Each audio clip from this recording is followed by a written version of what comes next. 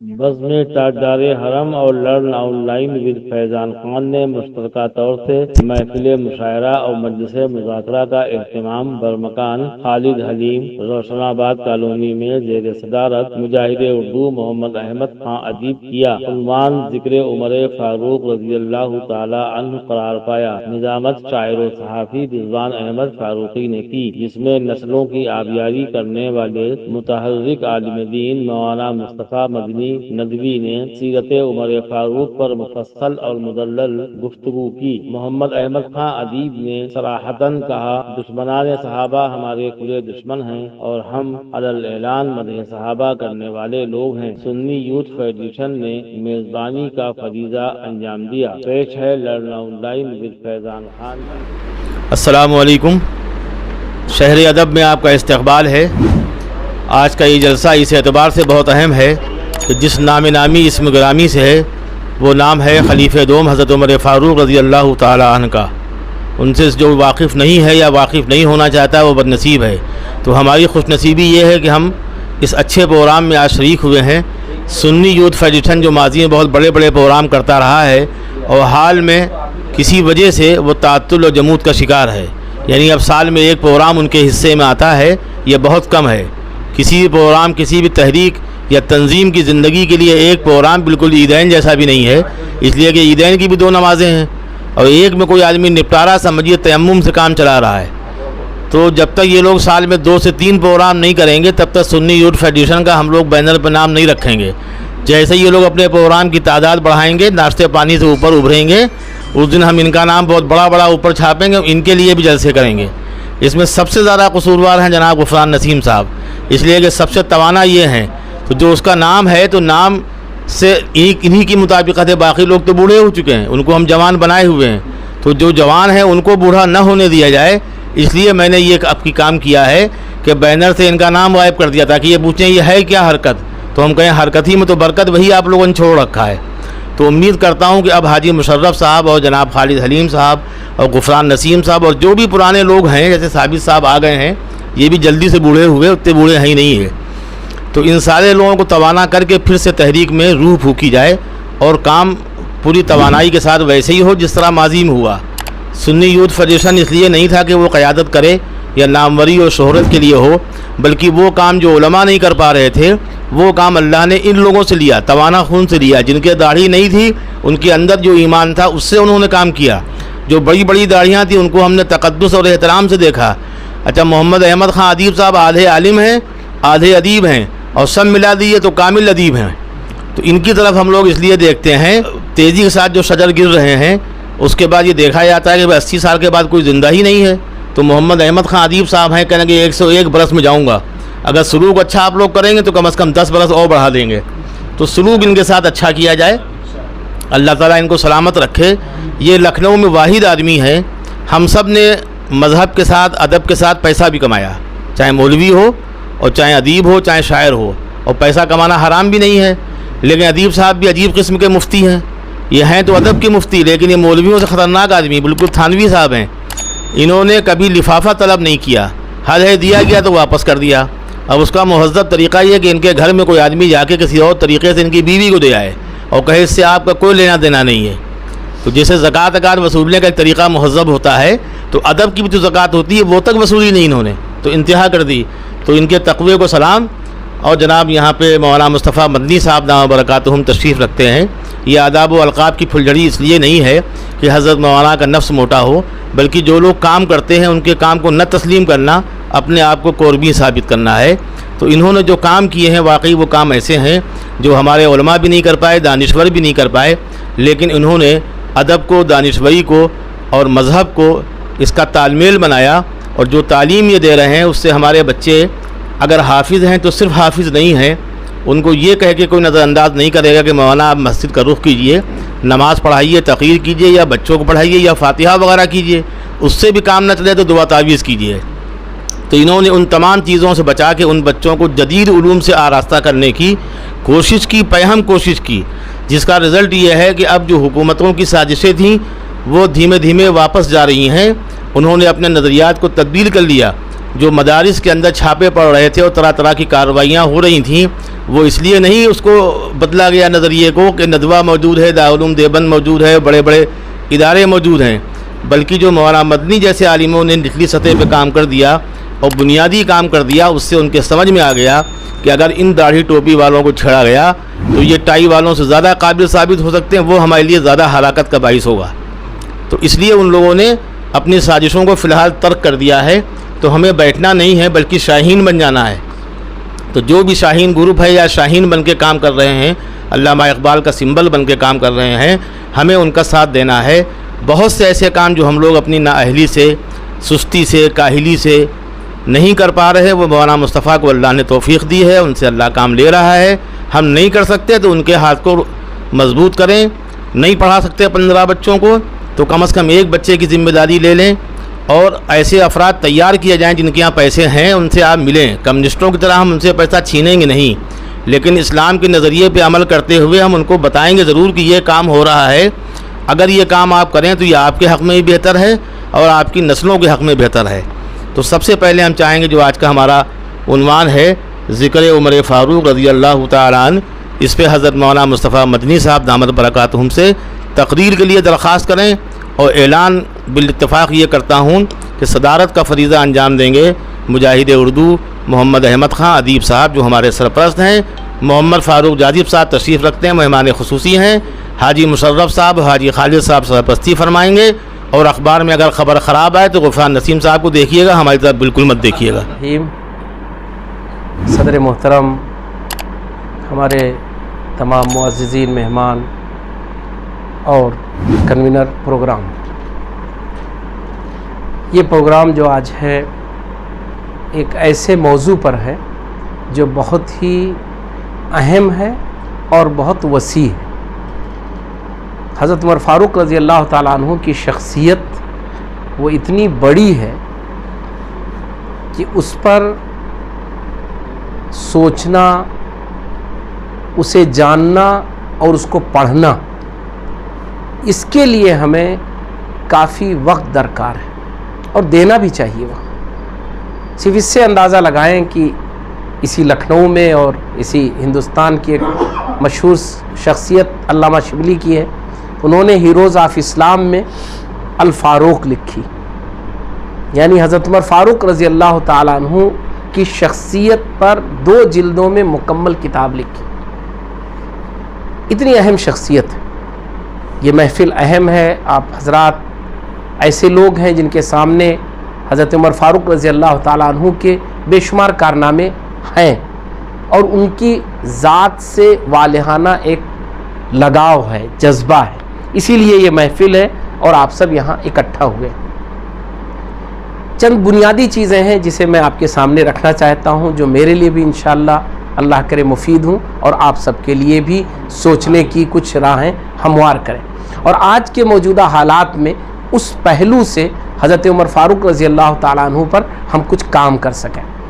ہمارے محترم رضوان صاحب نے سنی یوتھ فیڈریشن کے لیے کچھ باتیں کہی ہیں، میں ایک تجویز رکھنا چاہتا ہوں، ہو سکتا ہے اس سے ایک نئی راہ بن جائے کام کرنے کی، کہ حضرت عمر فاروق رضی اللہ تعالیٰ عنہ پر لکھنؤ میں ایک کمپٹیشن کرا دیجیے، آبجیکٹو کمپٹیشن کرائیے، اوپن کریے، ہر مذہب، ہر طبقے کے لوگ، نوجوانوں کے لیے کریے، پڑھے لکھے لوگوں کے لیے کریے۔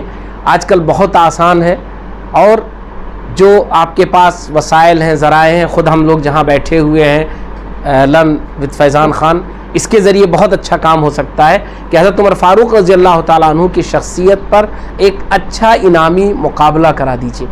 اس بہانے لوگ بہت اچھا پڑھ بھی لیں گے، جان بھی جائیں گے، اچھا ایک شخصیت کا انشاءاللہ تعارف ہوگا، اور سنی یوتھ فیڈریشن کی طرف سے ایک بہترین خراج عقیدت ہوگا۔ حضرت عمر فاروق رضی اللہ تعالیٰ عنہ کی شخصیت کو 3 طرح میں اس وقت پیش کرنے کی کوشش کروں گا۔ شخصیت کا ایک پہلو ہے اس کی ذات، اس کی اپنی پرسنالٹی۔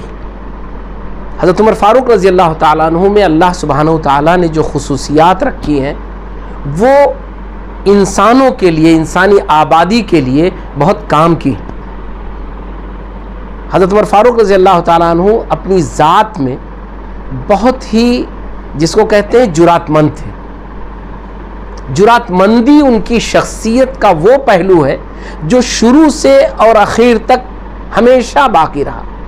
یہ سیکھنے کا ہے. جرات مند بہت لوگ ہوتے ہیں لیکن تھوڑی دیر کے لیے، کسی ایک معاملے میں، کسی ایک واقعے میں، کسی ایک موقع پر. حضرت عمر فاروق رضی اللہ تعالیٰ عنہ کی جو جرات مندی ہے وہ جاہلیت کے دور میں بھی موجود ہے اور صحیح رخ پر موجود ہے، صحیح ڈائریکشن میں موجود ہے. صحیح ڈائریکشن کا مطلب یہ کہ جس کو وہ صحیح سمجھتے تھے اس میں جرات مند ثابت ہوتے تھے. انہوں نے یہ دیکھا کہ حضرت محمد صلی اللہ علیہ وسلم کے ذریعے مکے میں ایک ہنگامہ کھڑا ہے اور یہ ذات ایسی ذات ہے جس کی وجہ سے مکے میں ہنگامہ ہو رہا ہے، تو انہوں نے کہا اس کو ہی ختم کر دیا جائے تاکہ ہنگامہ ختم ہو جائے. یہ ہے جرات مندی کی وہ کیفیت کہ جس کو صحیح سمجھا ہمیشہ وہ اس میں جرات مندانہ انداز میں رہے. یہی وجہ ہے کہ حضرت عمر صدیق رضی اللہ تعالیٰ عنہ نے ایک موقع پر کہا تھا، وہ جملہ بہت اہم ہے، ان کے اس صفت کے لیے بہت بنیادی ہے. حضرت ابوبکر صدیق رضی اللہ تعالیٰ عنہ کے زمانے میں حالات بڑے عجیب سے ہوئے اور کچھ ایسا ماحول بنا کہ مدینہ منورہ پر چاروں طرف سے حملے ہونے شروع ہوئے. یعنی مسلمانوں کو ایک دم کرش کرنے کے لیے، توڑنے کے لیے کئی سازشیں بیک وقت ہوئیں اور ایسا لگتا تھا کہ سب کامیاب ہو جائیں گے. اس موقع پر صحابہ کرام بھی ان سازشوں کی وجہ سے کافی محسوس کرنے لگے تھے کہ ہم مدینے میں اپنی طاقت کو مجتمع رکھیں، اکٹھا رہیں اور اکٹھا رہ کر مقابلہ کریں. حضرت عمر صدیق رضی اللہ تعالیٰ عنہ نے یہ فیصلہ کیا تھا بحیثیت خلیفہ کے کہ نہیں، ہم دو فیصلے واپس نہیں لیں گے گرچہ وہ مدینے سے باہر کے. ایک تو نبی کریم صلی اللہ علیہ وسلم نے جو فیصلہ کیا ہے کہ لشکر باہر جائے گا، جیش اسامہ وہ جائے گا، چاہے مدینہ منورہ میں کچھ بھی ہو جائے، ہم اس کو اپنی حفاظت کے لیے نہیں روکیں گے. وہ رسول اللہ علیہ وسلم کا حکم تھا، اس پہ عمل ہوگا. اور دوسرا، جو لوگ زکوٰۃ نہیں دیتے ان سے ہم زکوٰۃ کو وصولیں گے، کچھ بھی ہو. آج وہ ہم سے لڑائی کے لیے بھی تیار ہیں تو ہم لڑنے کے لیے تیار ہیں. یہ ان کا ایک فیصلہ تھا. عام طور پر میں نے کہا اس وقت جو کیفیت تھی، حضرت عمر رضی اللہ تعالیٰ عنہ نے حضرت اور صدیق رضی اللہ تعالیٰ سامنے بات رکھی کہ ایسا کرتے ہیں کہ تھوڑا سا اس میں ابھی توقف سے کام لیتے ہیں، دیکھتے ہیں. ابھی ایسا نہیں کہ معاملات کو چھوڑ دیتے ہیں، کرنا ہے لیکن اس طرح. تو حضرت عمر صدیق رضی اللہ تعالیٰ نے ایک جملہ کہا تھا، اجبار فی الجاہلیہ و خوار فی الاسلام. عمر کیا ہو گیا؟ جاہلیت میں تو تم ہمیشہ جرات مند رہے اور اسلام میں آج یہاں اس موڑ پر تم اپنی بزدلی دکھانا چاہتے ہو. یعنی گویا ان کی شخصیت کا اتنا نمایاں پہلو تھا کہ صرف ان کو یہ یاد دلانا کہ جرات مندی یہ آپ کی پرسنالٹی ہے جو جاہلیت میں بھی رہی ہے اور آج تک رہی ہے. آج کیوں اس میں کمی دکھ رہی ہے؟ اتنا ہی کافی تھا کہ حضرت عمر فاروق رضی اللہ تعالیٰ عنہ فوراً حضرت عمر صدیق رضی اللہ تعالیٰ ساتھ کھڑے ہو گئے. یہ شخصیت کی بہت طاقتور کیفیت ہوتی ہے جو اپنے اندر انسان کو رکھنا چاہیے. یہ سیکھنے والا ہے ان کی ذات سے کہ ہمارے اندر حق گوئی ہے، جرات ہے، ہمت ہے، حوصلہ ہے. وہ ٹائم ٹو ٹائم نہیں ہونا چاہیے، وہ ہماری شخصیت کا حصہ بن جانا چاہیے. جب اس کی ضرورت ہو تو اس کا اظہار ہونا چاہیے. اور اگر کہیں اس کے اظہار میں کمزوری دکھ رہی ہے کسی کو اور ہمیں یاد دلا رہا ہے تو ہمیں فوراً اپنی اس کیفیت کو دوبارہ واپس لے لینا چاہیے. یہ ہے حضرت عمر فاروق رضی اللہ عنہ کی کیفیت. آپ ذرا سوچیں کہ یہ ان کا جو پہلو ہے وہی دراصل انہیں حضرت عمر بناتا ہے، وہی دراصل انہیں وہ خلیفہ بناتا ہے. خلفائے راشدین میں تو ان کا شمار ہے ہی، لیکن ان میں ان کو وہ خلیفہ بناتا ہے کہ جن کے دور میں اسلامی نظام، اسلامی آئیڈیالوجی، نبی کریم صلی اللہ علیہ وسلم نے اسلام کو جو مکمل دین پیش کیا تھا اور جس کی نبی کریم صلی اللہ علیہ وسلم نے ہر اعتبار سے عملی پریکٹس کر کے اسے لوگوں کو دکھا دیا تھا. لیکن بہت سارے ایسے میدان تھے جس میں نبی کریم صلی اللہ علیہ وسلم کے زمانے میں اس شکل میں دکھنے کے مواقع نہیں تھے. نبی کریم صلی اللہ علیہ وسلم نے اس کے مختلف چھوٹے چھوٹے نمونے اور نہایت ہی طاقتور نمونے چھوڑے تھے، لیکن فل فلیج وہ دکھے لوگوں کو نظر آئے، وہ حضرت عمر فاروق رضی اللہ تعالیٰ عنہ کے زمانے میں ہوا. اور یہی وجہ ہے کہ علامہ شبلی جیسے لوگوں نے ایک جلد اس پر الگ کر دی کہ حضرت عمر فاروق رضی اللہ تعالیٰ عنہ نے کون سی وہ چیزیں ہیں جس کی انہوں نے بنیاد رکھی، اور جو بات کے تمام سوشل سسٹم میں، پولیٹیکل سسٹم میں اور نظام کو چلانے میں آج تک نہایت ہی اہم پلر ہیں. تو حضرت عمر فاروق رضی اللہ تعالیٰ عنہ کی یہ جو شخصیت تھی، یہ شخصیت ابھر کر سامنے آئی. پوری ان کی دور خلافت کو آپ 10 سال پڑھیں گے، اور 10 سال کا دور خلافت وہ ایک پہلو ہے پڑھنے کا. دوسرا پہلو ہے ان کے اسلام لانے سے لے کر اور نبی کریم صلی اللہ علیہ وسلم کے ساتھ وقت گزارنے کا. یہ وہ لوگ نہیں ہیں جنہوں نے رسول اللہ صلی اللہ علیہ وسلم سے صرف اسلام قبول کیا ہو، بلکہ یہ وہ لوگ ہیں جنہوں نے اسلام قبول کرنے کے بعد نبی کریم صلی اللہ علیہ وسلم کے دست و بازو بن گئے، اور نبی کریم صلی اللہ علیہ وسلم نے بھی ان کو اپنا ہر طرح کا معاون بنا لیا. اس پہلو سے ہمیں حضرت عمر فاروق رضی اللہ تعالیٰ عنہ کی شخصیت کو دیکھنا چاہیے کہ نبی کریم صلی اللہ علیہ وسلم نے ان کو اپنا ساتھی بنایا. ایک نبی اس کے سب ساتھی ہوتے ہیں، اسی لیے ایک اصول ہے اور علم حدیث کا اور تمام متفقہ اہل سنت والجماعت کا کہ الصحابہ کلہم عدول، کہ سارے صحابہ عادل ہیں. سارے صحابہ بحیثیت صحابی ایک مقام پر ہے، سب کا یکساں مقام ہے بحیثیت صحابی. لیکن نبی کریم صلی اللہ علیہ وسلم نے ان میں جن لوگوں کو منتخب کیا اور نبی کریم صلی اللہ علیہ وسلم نے جنہیں اپنے شورا میں رکھا، ہر معاملے میں نبی کریم صلی اللہ علیہ وسلم نے ان سے مشورہ کیا. نبی ہونے کے باوجود نبی کریم صلی اللہ علیہ وسلم نے ان کے سامنے ہر اس چیز کو رکھا جس پر انہیں ان سے مشورہ چاہیے تھا. یہ لوگ تو فرمانبردار تھے، یہ لوگ تو وہ تھے کہ جو نبی کریم صلی اللہ علیہ وسلم اعلان کر دیں اور اظہار فرما دیں اس پر قربان ہو جائے. لیکن نبی کریم صلی اللہ علیہ وسلم نے چند صحابہ کرام ہیں جن کو وہ مقام دیا، جن کو وہ پوزیشن دی کہ ان سے نبی کریم صلی اللہ علیہ وسلم مشورے لیا کرتے تھے، ان سے آگے کسی اقدام سے پہلے ضرور گفتگو کیا کرتے تھے. انہی میں حضرت عمر فاروق رضی اللہ تعالیٰ انہی میں ان کا شمار ہے. آپ پڑھیں، آپ دیکھیں تو آپ حضرت عمر فاروق رضی اللہ تعالیٰ عنہ کے اس جرات مندی کو اگر دیکھیں گے تو ان کے ان تمام مرحلوں میں وہ بالکل مکمل طور پر نمایاں پائے جائیں. تو ہمیں یہ سیکھنے والا ہے کہ ہم حضرت عمر فاروق رضی اللہ تعالیٰ عنہ سے جرات، حوصلہ اور جرات اور حوصلے کے ساتھ دانشمندی. حضرت عمر فاروق رضی اللہ تعالیٰ عنہ کا جو جرات ہے اور حوصلہ ہے، میں نے شروع میں ایک بات کہی تھی کہ وہ ہمیشہ جب سچائی کو سمجھ لیتے تھے، جس کو سچ سمجھتے تھے اس کے لیے جری ہوتے تھے. ایسے نہیں کہ بس جری ہیں، یہ نہیں تھا. یاد رکھیے ہمیشہ یہ چیز بہت بنیاد ہوتی ہے. تو ان کی زندگی میں جو جرات ہے وہ ان کے دانشمندی کے ساتھ جڑا ہوا ہے. ایسا نہیں کہ جیسے آج بہت سارے لوگ غصہ ور ہوتے ہیں، غصہ ور نہیں تھے. وہ غصہ جو ہوتا تھا اس کا اظہار ہوتا تھا اس سچائی کو عمل میں لانے کے لیے جس سچائی تک وہ پہنچ جاتے تھے. وہ پہنچ گئے سچائی تک کہ یہ سچ ہے، یہ ہونا چاہیے، کیسر و کسرا سے لڑائی کرنی چاہیے، فوجیں دو طرف بھیجنی چاہیے. حضرت خالد بن ولید رضی اللہ تعالیٰ عنہ کو نہیں رکھنا ہے اس وقت جنرل، انہیں کمانڈر ان چیف نہیں بنانا ہے. جب اس سچائی تک پہنچ گئے تو پھر اس پر عملی اظہار کے لیے انہوں نے مکمل اپنی جرأت کا اظہار کیا. یہ ہے حضرت عمر فاروق رضی اللہ تعالیٰ عنہ کی زندگی کا ایک پہلو جو ہمارے اور آپ کے لیے بہت کام کا ہے اور جو آج دنیا میں بہت کام کا ہے.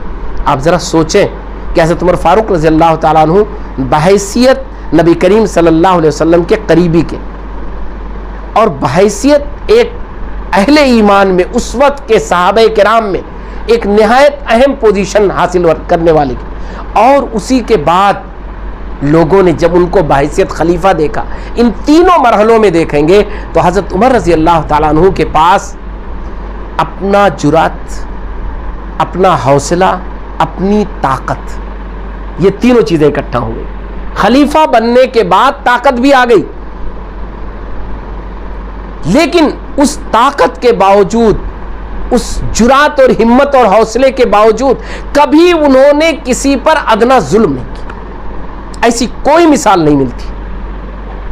یعنی اس پوری زندگی میں حضرت عمر فاروق رضی اللہ عنہ پوری زندگی میں کبھی ادنا ظلم نہیں کیا کسی پر. آپ جاہلیت کا اٹھا کر دیکھ لیجئے ان کی زندگی کا, یہ وہی چیز ہے. یہ دراصل وہی کیفیت تھی ان کی کہ جس کیفیت کے نتیجے میں انہوں نے اپنی جرات کو, اپنے حوصلے کو اپنی سچائی سے جوڑ لیا تھا, باندھ لیا تھا. اس کی ضرورت ہے آج. اس پیغام کو عام کرنے کی ضرورت ہے. دنیا کے سامنے یہ پیش کرنے کی ضرورت ہے کہ جرات اور طاقت وہ انسان کو ظالم بنا دیتی ہے, انسان کو ناانصافی کرنے والا بنا دیتی ہے. حضرت عمر فاروق رضی اللہ تعالی عنہ کے اندر جرات اور طاقت دونوں جب مجتمع ہو گئی اور نبی کریم صلی اللہ علیہ وسلم سے اتنے قریب رہنے کا جو شرف تھا, اس کا جو مقام تھا, وہ بھی حاصل ہو گیا, تب بھی ان سے ادنا ظلم نہیں ہوا ہے. تب بھی انہوں نے ہمیشہ انصاف کو برتا ہے. تب بھی انہوں نے ہمیشہ وہی بات کی ہے جو لوگوں کے لیے مفید ہو, لوگوں کے بھلائی کا ہو. یہ آج دنیا کو اس کی ضرورت ہے, دنیا محتاج ہے اس کی. اور یہ ہم نہ سمجھیں کہ اگر دنیا کے سامنے یہ چیز آئے گی تو لوگ کہیں گے نہیں آج اس کا زمانہ نہیں ہے. آج اسی کا زمانہ ہے اور اسی کو پیش کرنے کا زمانہ ہے. ہم اس جھگڑے سے نکال لائیں ان کو جو شیعہ سنی کا جھگڑا ہے. میں بہت کھل کے کہنا چاہتا ہوں کہ بعض اسلامی شخصیات شیعہ سنی کے جھگڑے میں گم ہو گئی. اس جھگڑے کے جو بعض پہلو ہیں, چاہے وہ اس زمانے کے اختلافات کے پہلو ہوں, چاہے بعد میں ان اختلافات کے تہ دردے پائے جانے کی وجہ سے ان کی شخصیت کے جو سیکھنے کے پہلو تھے وہ گم ہو کر رہ گئے. کیونکہ طے بات ہے ہمیں وہ بات کرنی بھی چاہیے تاکہ نئی نسلیں سمجھیں, نئی نسلوں کو ہم بتلائیں کہ دراصل حضرت عمر فاروق رضی اللہ تعالیٰ کی شخصیت کے تعلق سے کیا کچھ غلط چیزیں منسوخ کر دی گئی. یہ ضرورت ہے, لیکن اس ضرورت کو ہم پورا کریں اتنے دائرے میں.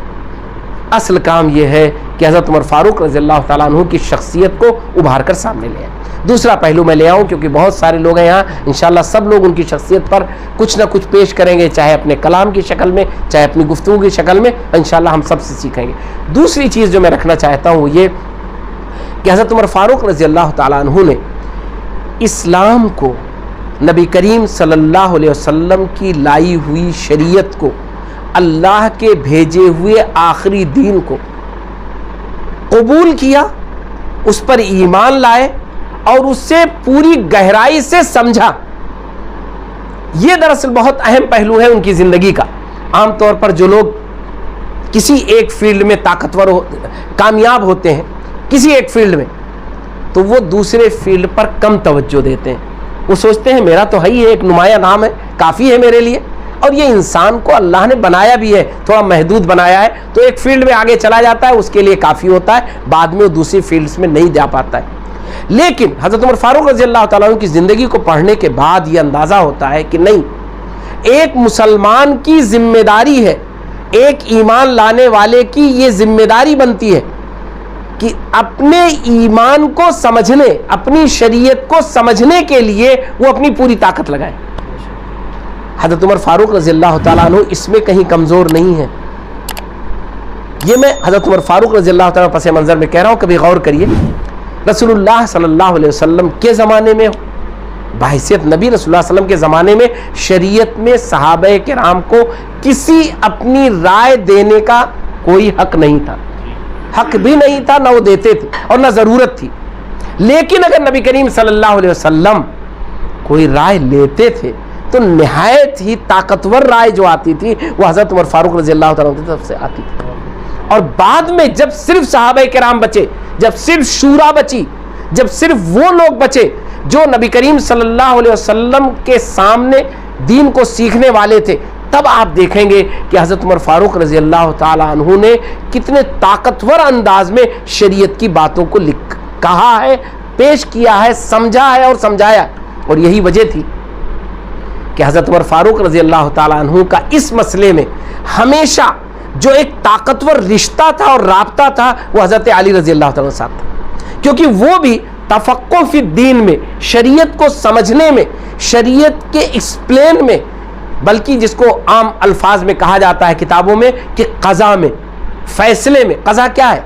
شریعت کیا کہتی ہے اس مسئلے میں, کیا فیصلہ کرے گا قاضی, یہی قضا ہے. حضرت علی رضی اللہ تعالیٰ عنہ کا کوئی ثانی نہیں تھا, اس میں کوئی شک نہیں. بے پناہ صلاحیت, بے پناہ ذہانت اور بے پناہ اس کا اظہار, یعنی اس پر عمل. ذہانت ہوتی ہے لیکن اس کا کبھی کبھی اظہار نہیں ہو پاتا. حضرت علی رضی اللہ تعالیٰ کی خوبی تھی. حضرت عمر فاروق رضی اللہ تعالیٰ عنہ سے یہ سیکھنے کو ملتا ہے کہ انہوں نے اس مسئلے میں ہمیشہ اپنے آپ کو حضرت علی رضی اللہ تعالیٰ عنہ سے جوڑے رکھا. اسی لیے وہ کہتے تھے کہ حضرت علی ہے اس لیے اب ہمیں کوئی پریشانی نہیں ہے. مسئلہ کوئی آتا تھا ان کے سامنے تو کہتے تھے حضرت علی تو موجود ہیں, ابھی ان سے اس پر بات کر لیں گے.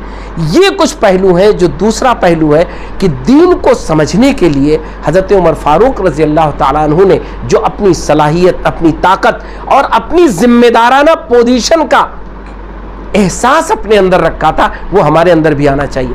آج ہماری ملی ایک بہت بڑی کمزوری ہے کہ ملت کے جتنے بڑے لیڈر ہوں گے وہ دین کو سمجھنے میں اتنا ہی کمزور ہوتے ہیں, اور وہ سوچتے ہیں ہمیں دین کیا سمجھنا ہے.